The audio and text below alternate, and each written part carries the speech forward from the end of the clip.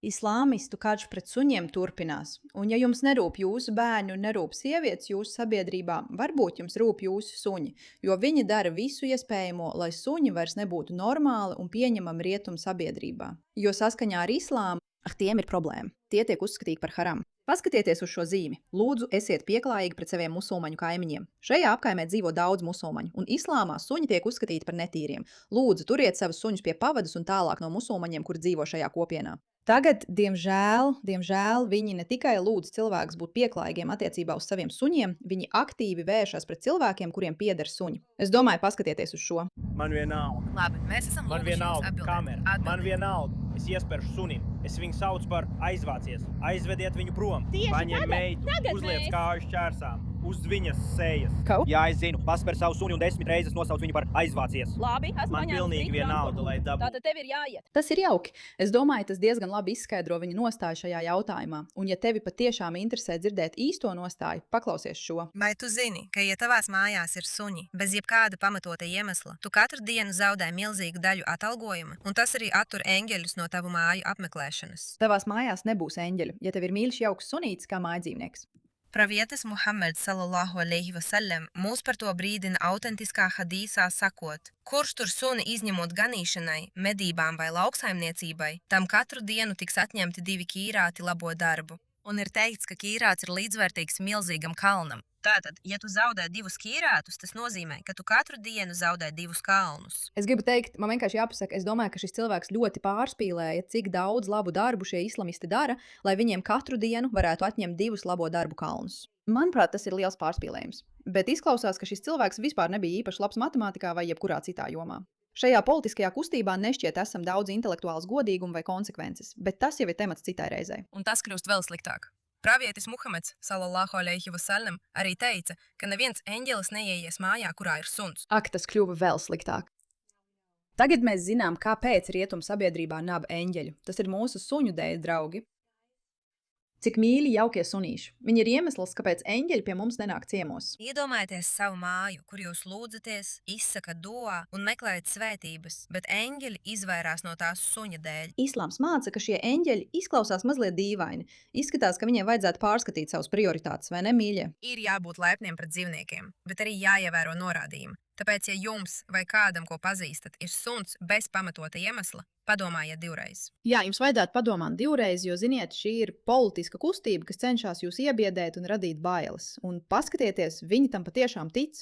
Bet lūk, kā ir. Parasti cilvēki ar reliģiskiem uzskatiem uzskata, ka viņu reliģiskie uzskati ir jāglabā pie sevis. Jums nevajadzētu turēt suni. Problēma ir tāda, ka viņi vēršas pret cilvēkiem, kuriem ir suņi, jo viņiem ar to ir īsta problēma. Un neuztraucieties, rietumnieki tagad izmanto šo, lai pamatīgi provocētu islāmistus, kur baidās no suņiem. Bet mēs pie tā nonāksim pavisam drīz. Paklausieties šo.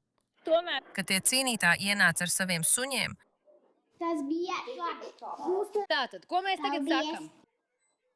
Ja tie suņi vēlreiz mums tuvotos, mēs to uzskatīsim par agresijas aktu, un mēs tos suņus nogalināsim. Mēs viņus iemidzināsim. Cik brīnišķīgi. Vai šie cilvēki nav tik jauki? Bet paskaties atkal, problēma šeit nav tikai tā, ka viņi ienīst suņus, kas jau pasaka visu, kas tev jāzina par viņiem, jo veseli, normāli, brīnišķīgi cilvēki neienīst suņus. Viņi burtiski vēršās arī pret cilvēkiem, kuriem ir suņi, kā daļu no savas iebrukuma taktikas. Un tas viņus dara neērtus, tāpēc nevienam nevajadzētu turēt suņus. Un paskaties, kā šie policisti, šie apkaunojošie policisti patiesībā to atbalsta, seko. Jā, Ja jūs nezināt šo stāstu, kas kļuva ļoti populārs, šī sieviete pastaigājās ar savu suni netālu no pro-islāma, iespējams pro-palestīniešu protesta, un policija bija tā, kas lika viņai iet prom, jo baidījās, ka ar viņu varētu kaut kas notikt, jo viņa pastaigājās ar suni. Un viņa saka, tas ir mans, es gribu pastaigāt savu suni. ko? Vienkārši zvanu, lai pateiktu, ka nevēlos, lai mani sauc par līdzekli. It's a control tactic, so you can't say or do anything. Absolutely. What do you mean, Lula? How pathetic of you. From the British, we love you. Atvainojiet, puiši! 2 no jums lūdzu! 2 no jums uzreiz! ko. Viņš tiešām aizgāja daudzās vietās, ko Tagad tu policisti teici. ir arestēti. Vēl viens vecs bloks. Tev nav nekāda sakara ar nacismu. Tev ir.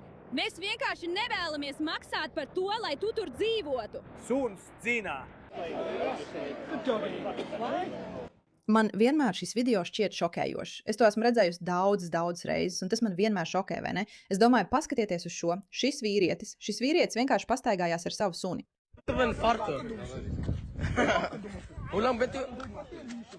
Oh, shaky boy, fuck the bro, Cuba nu, pa!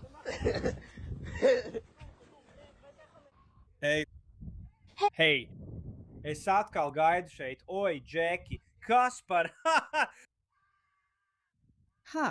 Viņi burtiski aizskar vecu vīru, kurš pastaigājas ar savu suni, ja tas nav skaidrs.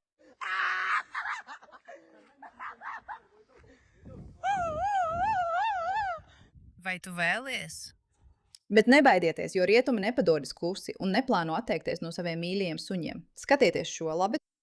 Šī ir jauna troļošanas forma, kurā vīrietis izlemj pastaigāties ar savu suni cauri islāmistu rajoniem, lai redzētu, kā cilvēki reaģē.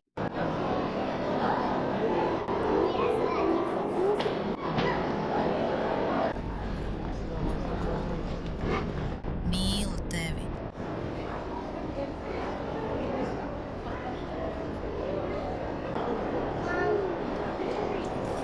Tagad es neesmu par to, lai staigātu ar lieliem suņiem un biedātu bērnus vai sievietes. Es nedomāju, ka tā ir jauka rīcība. Šo ļoti populāro video mērķis ir parādīt, cik daudz islamistu ir konkrētā apgabalā, bet arī atgādināt cilvēkiem, ka viņi nepadodas klusi. Ja jūs gribat atbrīvoties no mūsu suņiem, tas nestrādās. Un tas gandrīz ir pretējs dominants apliecinājums. Jūs gribat nākt un lūgties mūsu ielās, teikt mums, ka mums nav atļauts turēt suņus un apturēt mūsu suņus. Nu, mēs turpināsim staigāt ar viņiem, un mēs neapstāsimies.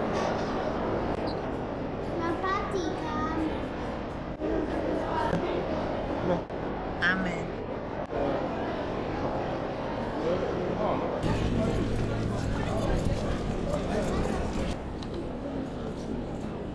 Nāc.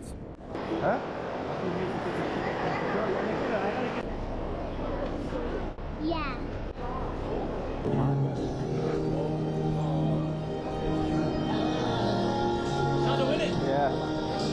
Pasaki šalom, nihau. Jā.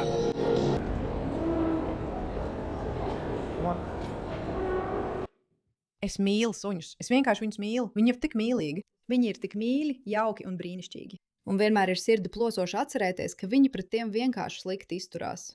Kā es teicu video sākumā, ja jums nerūp jūsu bērni un sievietes, varbūt jums rūpēs jūsu suņi, jo suņu kari tikai sākas. Islamisti nemaz nedomā ļaut cilvēkiem turēt savus suņus. Bet rietumnieki arī nemaz nedomā ļaut kādam atņemt viņiem suņus. Un es domāju, mēs redzēsim, kā būs. Lai uzvar labākais. Paldies par jūsu uzmanību šim jautājumam.